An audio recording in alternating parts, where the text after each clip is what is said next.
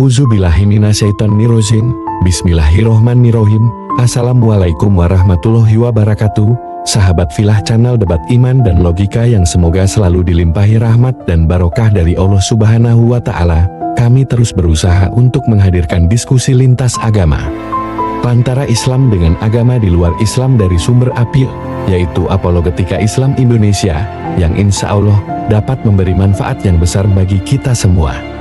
Baiklah sahabat Filah Channel Debat Iman dan Logika, jika suka dengan acara channel ini, jangan lupa bantu kami untuk subscribe, like, share dan komen, dan aktifkan tanda lonceng agar tidak ketinggalan video yang terbaru dari kami.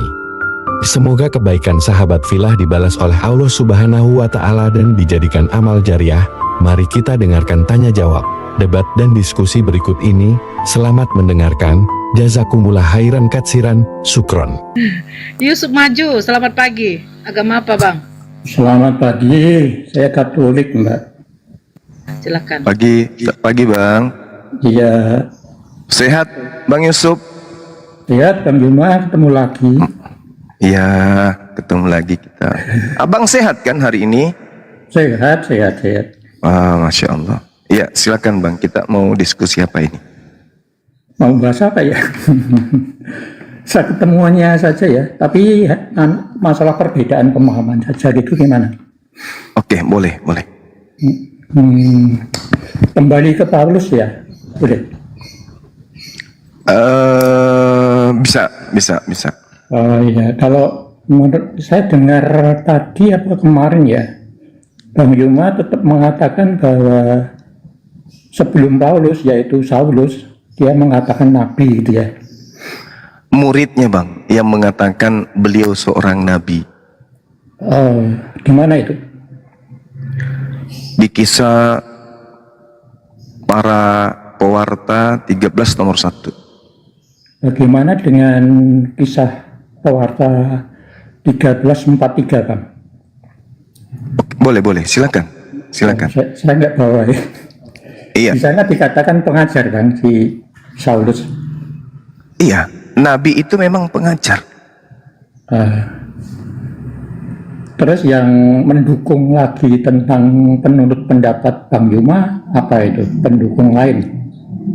Dia menuliskan sebuah kitab, dan kitabnya itu justru kemudian mematahkan semua hukum-hukum yang Tuhan datangkan kepada Bani Israel dengan mudahnya. Dengan hanya mengatakan Yesus mati di atas tiang, maka semua hukum Tuhan yang Tuhan kemudian tegaskan kepada noisnya yang begitu luar biasa, kepada Bani Israel dengan begitu luar biasa melalui para nabinya. Tapi dengan mudahnya hal itu dihapuskan. Enggak, maksudnya yang 14 surat itu atau yang mana ya? Pada waktu Iya, betul. Kalau pemahaman saya yang 14 surat itu kan ditulis setelah mengikuti atau mewartakan Yesus kan itu? Benar sekali bang. Kan Yesus memang menginformasikan setelah ia akan ada nabi-nabi palsu, bukan? Kalau nabi palsu kan banyak, gitu kan? Ya, betul. Tetapi penekanan daripada Yesus itu, nabi palsunya ini mengaku bertemu dengan Yesus, bang. Enggak. Sebelum ke sana, tadi kan pendukung sebagai nabi sebelum Paulus yang waktu Saulus itu kan kisah pewarta nomor 13 gitu ya, ayat 1 itu kan. Di samping itu 14 buku gitu kan. Iya, benar. Iya. Nah, gini, kalau sebelum Paulus, waktu Saulus itu kan belum menulis 14 buku kan? Betul bang. Tapi di dalam di dalam Galatia 1, di situ dia mengaku bahwa dia dipilih dari sejak dalam kandungan ibunya, gitu loh bang. Iya, betul. Iya, dia dipilih sebagai apa di sana? Iya, tetapi pemahaman Bang Yuma pendukungnya kan kisah pewarta 13 dan 14 tulisan itu. Masih ada yang lain nggak selain pendukung itu? Ya ini dia. Galatia 1:15 itu. Dia mengaku dipilih dari sejak dalam rahim ibu. Kalau itu apakah dapat dikatakan mendukung sebagai nabi? Kecuali dia dipilih sebagai penyesat. Karena di dalam Mazmur 58 nomor 345, Tuhan memilih penyesat dari dalam rahim ibunya. Iya. Nah, Paulus ini dipilih sebagai apa? Sebelum ke situ, kisah pewarta kan yang menulis Lukas ya. Ya, betul. Nah, bagaimana dengan Lukas 16 ayat 16? Nah, sama aja. Itu juga yang nulis Lukas. Ya, itu kan di situ dikatakan gimana kalau panjenengan hafal? Oke, baik. Kalau kita melihat di dalam Lukas 16 ini, sangat terang bagi kita kemudian bahwasanya di sini tertulis bahwa hukum Taurat itu berlaku hanya sampai kepada Yohanes. Ya, betul. Ini timpang. Karena Yesus sendiri mengatakan lebih mudah langit dan bumi lenyap daripada setitik dari hukum Taurat itu batal. Tapi asisten Paulus justru mengatakan hukum Taurat berlaku hanya bisa dilanjutkan. artinya bahwa yang ayat 16. dan sejak waktu itu kerajaan Tuhan diberitakan dan setiap orang menggagahinya, merebut memasukinya. Kan Ya. itu. Betul. Nah, sekarang permasalahannya timpang karena setelah Yohanes muncul Yesus yang justru mengatakan bahwa dia datang untuk kemudian Tuh. Kenapa bukan Yohanes yang menggenapi kalau hukum Taurat itu hanya sampai kepada Yohanes? Bahkan di dalam Lukas 16:17 Yesus sendiri kan yang mengatakan, apa kata 17-nya? Kan timpang gue bilang. Iya, Lebih mudah langit dan bumi lenyap daripada satu titik dari hukum Taurat itu batal. Itu kan yang saya katakan timpang. Iya, kembali ke ini loh Bang, ke Paulus yang nabi itu loh. Paulus Nah nabi. itu dia. Nah, Abang yang kesini tadi. Silakan. Betapa banyak kemudian Paulus menganggap dirinya seorang nabi, seorang rasul. Banyak data-data di dalam kitab saudara yang mengatakan itu.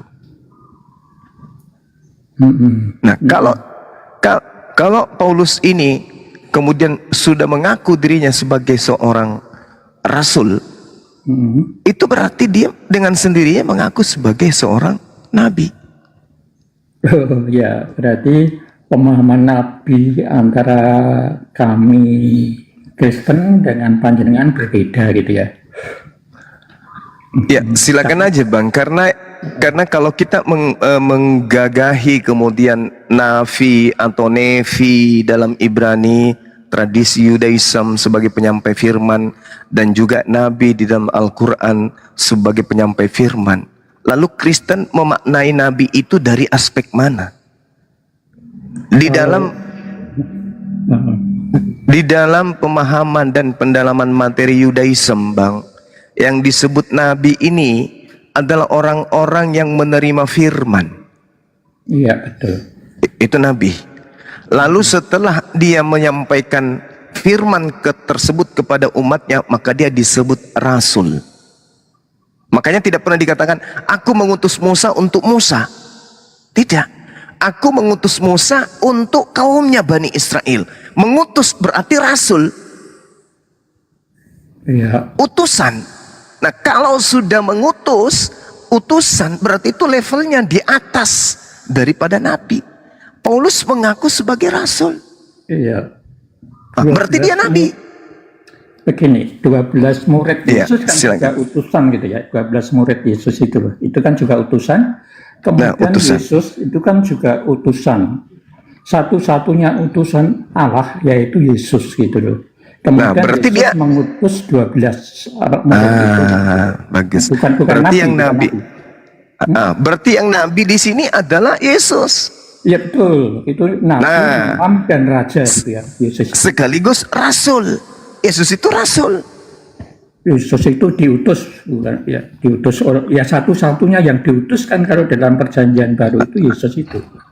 Iya, berarti dia nabi, Bang, dan dia rasul. dia memang bisa disebut nabi, bisa disebut imam, bisa disebut raja, bisa hamba, bisa kurios, bisa anak manusia, dan banyak jabatan yang disandang oleh Yesus di dalam Alkitab. Termasuk rasul kan? Termasuk itu satu-satunya utusan tetapi dari Allah, dari Bapa itu. Iya. Maksud saya termasuk rasul kan dia? Ya betul. Diutus untuk menjadi manusia gitu ya. Ya.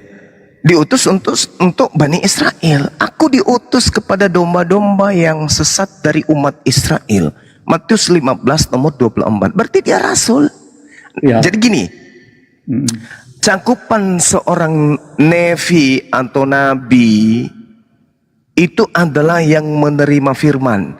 Di dalam Bilangan 12 nomor 6, jika di antaramu ada seorang nabi, nah tuh nabi tuh, aku Tuhan akan menyatakan diriku kepadanya melalui penglihatan dan berbicara kepadanya melalui mimpi. Itu nabi. Sekedar berbicara, sekedar menyatakan diri. Nabi ini nanti disebut rasul ketika pernyataan Tuhan menurut penglihatannya dan firman Tuhan menurut mimpinya itu diperintahkan untuk disampaikan kepada orang lain, maka dia disebut rasul, naik level. Ya itu kalau pemahaman kami, nabi itu adanya yang khusus untuk nubuat tentang adanya penyelamat itu di Perjanjian Lama. Kemudian kalau zaman dulu ya, zaman sebelum Yesus itu memang yang diutus oleh yang penyelamat itu atau perantara itu lewat para nabi itu gitu kan. Kemudian itu kan tidak berhasil. Nah, pada zaman akhir ini anaknya lah yang diutus untuk menjadi manusia gitu kan. Jadi gini bang, itu definisi Kristen. Oh iya. Sekali lagi saya katakan, nabi itu tak ada di Kristen. Nabi itu adanya di Bani Israel dan Bani Ismail. Di Kristen itu tak ada. Jadi untuk memahami nabi, memahami rasul itu suka-suka Kristen, tapi tidak berdata bang. Mohon maaf nih saya katakan nih, mohon maaf. Di dalam Bilangan, sekali lagi, Bilangan 12 nomor 6. Tuhan berfirman, dengarkanlah firmanku ini. Jika di antara kamu ada seorang nabi atau nevi dalam bahasa Ibrani. Aku Tuhan menyatakan diriku kepadanya dalam penglihatan. Aku berbicara dengan dia dalam mimpi. Itu nabi. Iya, betul. Nah sekarang nabi ini menerima firman. Itu masih untuk dirinya, bukan untuk orang lain. Iya, betul. Nah, nanti disebut sebagai rasul ketika dia nabi yang diperintahkan untuk menyampaikan firman kepada umatnya. Nah, Yesus, aku diutus untuk menyampaikan firman. Segala firman yang engkau berikan telah aku sampaikan kepada mereka. Berarti Yesus ini rasul. Sebelum menjadi rasul, dia nerima firman dulu, baru menjadi rasul. Nah sekarang rasul itu sendiri adalah orang yang menerima firman dari Allah, lantas diperintahkan kepadanya untuk menyampaikan kepada kaumnya. Itu disebut rasul. Sedangkan di Kristen yang disebut rasul bukan nabi. Celakanya itu di situ bang. Makanya disebut nabi-nabi palsu. Kenapa? Karena dia menjadi rasul tanpa melalui syarat pertama, yaitu menjadi nabi. Untuk menjadi rasul wajib jadi nabi dulu. Sedangkan Lukas, Markus, Matius, Yohanes, dan Paulus termasuk, itu bukan nabi. Tiba-tiba menjadi rasul. Berarti mereka ini adalah nabi-nabi palsu, alias rasul-rasul palsu. Gitu bang, sederhana kok itu. Ya, kalau ya silakan. di depan kan saya mengatakan perbedaan pemahaman ya. Itu kan pendapat Bang Yuma seperti itu. Kalau pendapat kami sebagai Kristen Katolik, nabi-nabi itu zaman dulu. Kalau zaman akhir inilah Yesus itu yang diutus untuk menjadi manusia. Kemudian satu-satunya yang diutus Yesus. Kemudian Yesus mengutus 12 murid pada waktu sebelum disalib. Itu kan ada 12 murid ya, yang satu ya Yudas Iskariot itu. Dari 12 murid inilah yang mewartakan atau diutus untuk mewartakan keselamatan, mewartakan tentang Yesus itu yang kita kenal, yaitu Injil atau kabar baik. Kemudian setelah Yesus sebelum naik ke surga itu kan 40 hari masih di dunia ini ya, belum naik ke surga, katakanlah masih melayang-layang gitu ya, 40 atau 50 hari. Nah itu ketemu si Paulus itu mau ke Damsyik itu, di Kisah Para Rasul 9 itu, dan mengutus dialah untuk yang di luar Bani Israel. Kalau pemahaman dari Kristen Katolik seperti itu, Bang. Oke, jadi kemudian kemudian ya, yang lain ya. Kalau di dalam ini, Bang, di dalam yang sering panjenengan sebutkan di Yohanes 17 gitu ya. Nah, inti dari Yohanes 17 itu kan doa Yesus untuk muridnya. Menurut pemahaman Bang Yuma, maksud doa itu harapannya apa kepada murid-murid itu atau pada yang percaya? Di Yohanes 17 di nomor berapanya, Bang? Semuanya. Doa itu kan semua doa itu. Intinya kan doa Yesus pada murid, dan juga ada yang dikatakan tidak hanya murid. Itu intinya Bang, untuk agar apa murid-murid itu dan yang percaya. Menurut Bang Yuma. Baik. Ya. Jadi kalau kita berbicara kemudian terkait dengan Yohanes 17, ketika kemudian Yesus berdoa, Yesus mengawali dirinya dengan pengakuan iman agar dipermuliakan, kan gitu. Sama seperti engkau telah memberikan kepadanya kuasa atas segala yang hidup, demikian pula ia akan memberikan hidup yang kekal kepada semua yang telah engkau berikan kepadanya. Inilah hidup yang kekal itu, yaitu mereka mengenal engkau satu-satunya Tuhan yang benar, mengenal Yesus yang telah engkau utus. Aku telah mempermuliakan dirimu di dunia dengan jalan menyelesaikan pekerjaan yang engkau berikan kepadaku untuk aku lakukan. Sebab, kata Yesus, permuliakanlah aku padamu dengan kemuliaan yang kumiliki di kehadiratmu sebelum dunia ada. Aku telah menyatakan namamu kepada semua orang yang engkau berikan kepadaku dari dunia. Mereka itu milikmu, dan engkau telah memberikan mereka kepadaku, dan mereka telah menuruti firman-Mu. Menuruti firman-Mu. Jadi mereka di sini itu bukan Kristen, bukan Katolik. Jangan berkembang, Bang. Inti harapan doa itu agar apa gitu loh? Iya, agar murid-muridnya memperoleh hidup yang kekal. Intinya itu di situ. Agar Yesus dan muridnya bersatu dengan dirinya dan juga bersatu dengan Tuhannya. Itu intinya di sana.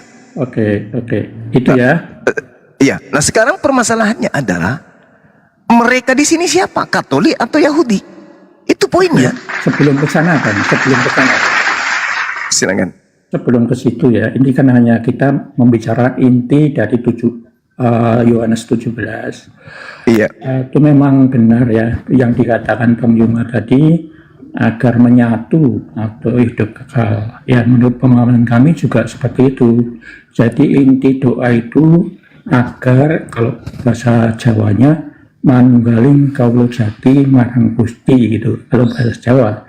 Kalau bahasa Indonesia, menyatunya manusia dengan Allah. Menyatu di dalam kebenaran. Jadi sejauh itu yang dilakukan kebenaran, maka itulah sudah menyatu dan diangkat menjadi anak Allah. Demikian juga yang di Yohanes 17 itu, di catatan nomor 20, itu juga tidak hanya murid yang didoakan, tetapi bagi semua yang percaya pada murid-murid itu juga akan menyatu di dalam kebenaran itu, yakni di dalam kerajaan Allah. Itu perbedaan pemahaman kami dengan itu. Kalau ini Bang, kalau utusan itu kan di 17:3 kan Yesus itu diutus ya. Nah ini utusan itu sebenarnya sejak kapan? Diutus itu sejak kapan? Iya, baik. Jadi sebelum ke sana, kita sikapi dulu yang pertama, Bang. Ketika Yesus sedang mengatakan mereka, di situ sekali lagi saya katakan ini yang harus saudara saya pecahkan. Di sini tidak berbicara mengenai Kristen, apalagi Katolik. Itu dulu. Jadi jangan merasa GR dengan mengaku-ngaku bahwa aku ini bagian daripada Yesus. Dan bukan untuk mereka ini saja aku berdoa. Mereka ini siapa? Orang Yahudi yang menjadi pengikutnya saat itu. Tetapi juga untuk orang-orang yang percaya kepadaku oleh pemberitaan mereka. Mereka ini murid yang diperintahkan untuk menyebar ke seluruh penjuru bumi, mencari umat Israel yang sesat. Bukan mencari orang non-Israel. Murid-muridnya dipesan, jangan ke bangsa lain, tapi pergilah kepada domba-domba yang sesat dari umat Israel. Yohanes 10:16, masih ada lagi domba di luar daripada kandang ini. Domba yang dimaksud itu adalah umat Israel, bukan Katolik. Gak ada hubungannya. Jadi kalau kita berbicara supaya mereka semua menjadi satu, sama seperti engkau ya Bapa di dalam aku dan aku di dalam engkau, agar mereka juga di dalam kita, itu bukan Katolik. Kenapa bukan Katolik? Karena orang-orang kudus adalah orang yang taat kepada hukum Tuhan. Coba Anda baca di dalam nomor 4-nya. Aku telah mempermuliakan engkau di bumi dengan jalan menyelesaikan pekerjaan yang engkau berikan kepada aku untuk melakukannya. Oleh sebab itu, permuliakanlah aku padamu sendiri dengan kemuliaan yang kumiliki di kehadiratmu sebelum dunia ada. Nomor 6-nya, penekanannya di situ. Iya. Aku telah sabar. Aku telah menyatakan namamu kepada semua orang yang engkau berikan kepadaku dari dunia. Siapa itu? Bani Israel. Mereka itu milikmu dan engkau telah memberikan mereka kepadaku dan mereka telah menuruti firmanmu. Saya ulang. Dan mereka telah menuruti firmanmu. Siapa yang menjalankan hukum Taurat? Katolik atau Yahudi? Yahudi yang mengikut Yesus. Jangan berkembang Bang. Oh, tidak berkembang, sama sekali tidak. Justru di situ intinya, Bang. Mereka telah mendengarkan firman-Mu. Yang mana firman Tuhan itu? Firman Tuhan itu perjanjian lama. Apakah orang Kristen mendengarkan perjanjian lama? Tidak.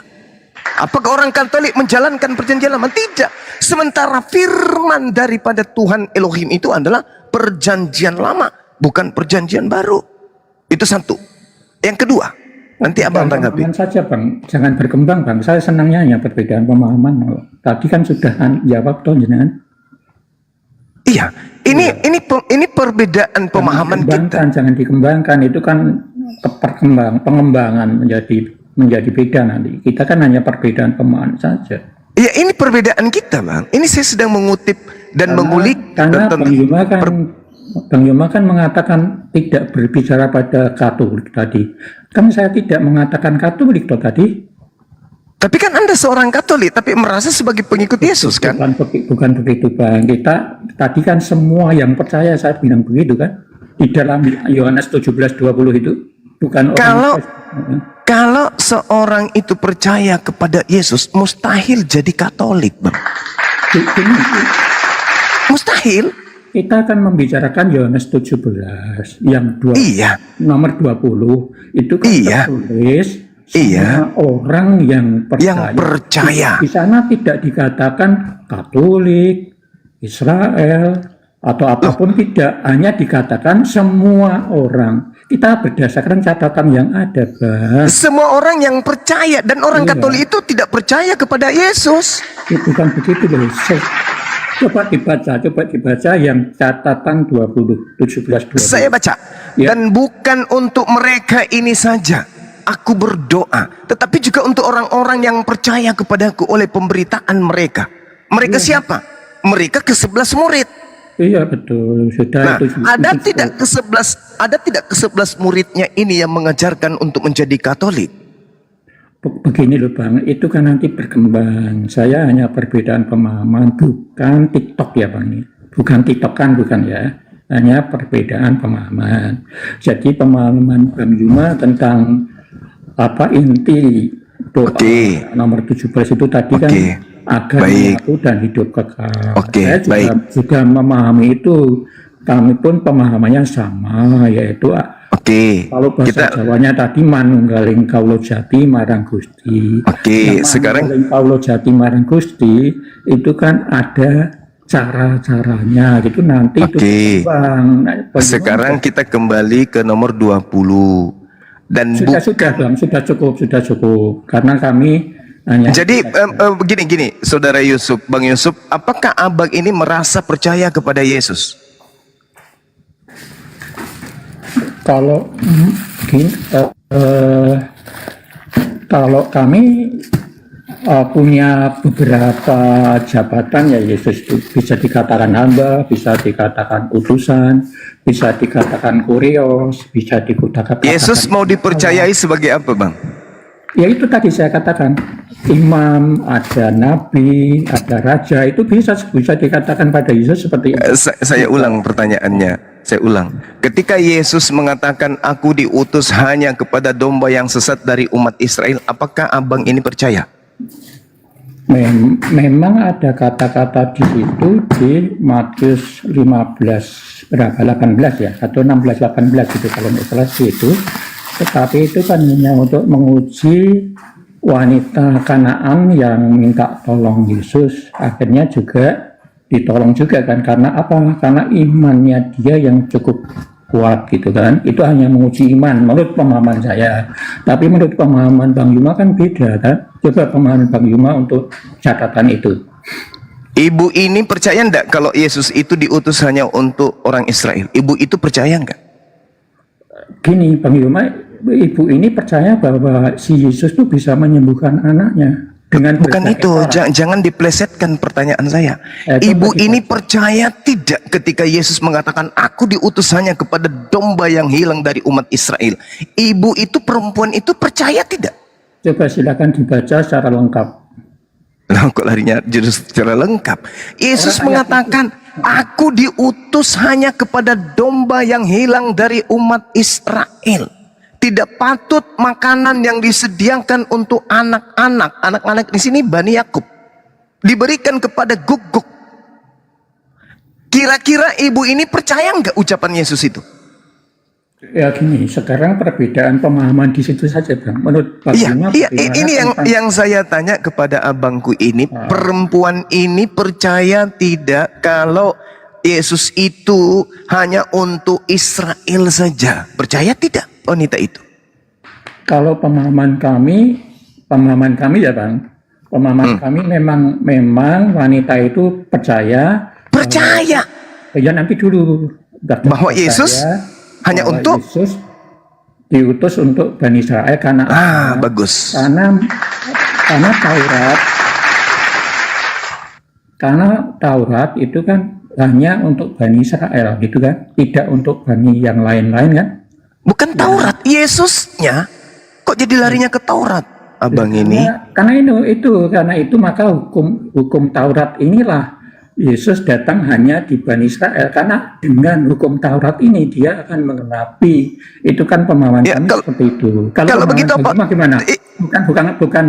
Bukan debat ya, pemahaman saja. Begini loh Bang, begini. Kita kan abang saya ini ngambil contoh perempuan tadi. Yesus mengatakan kepada perempuan itu, aku diutus hanya kepada domba yang hilang dari umat Israel. Lalu perempuan ini datang bersungut-sungut, dia memohon kepada Yesus. Usirlah, kata Yesus. Lalu kemudian wanita itu minta tolong. Lalu Yesus menerangkan, ibu, aku ini hanya untuk Israel. Tidak patut makanan. Makanan di sini yang dimaksud itu Yesus. Roti, dia itu roti. Makanan itu diriku, Yesus. Tidak patut diberikan kepada. Apa nih? Oh, ya silahkan Bang, teruskan. Oke, baik. Tidak patut makanan yang disediakan untuk anak Bani Israel diberikan kepada guguk non Israel. Nah sekarang pertanyaannya, ibu ini percaya enggak kalau Yesus hanya untuk Israel? Percaya atau tidak? Bapak mengatakan percaya. Karena percaya itulah makanya anaknya sembuh. Berarti kepercayaan wanita tadi, Yesus itu hanya untuk Bani Israel.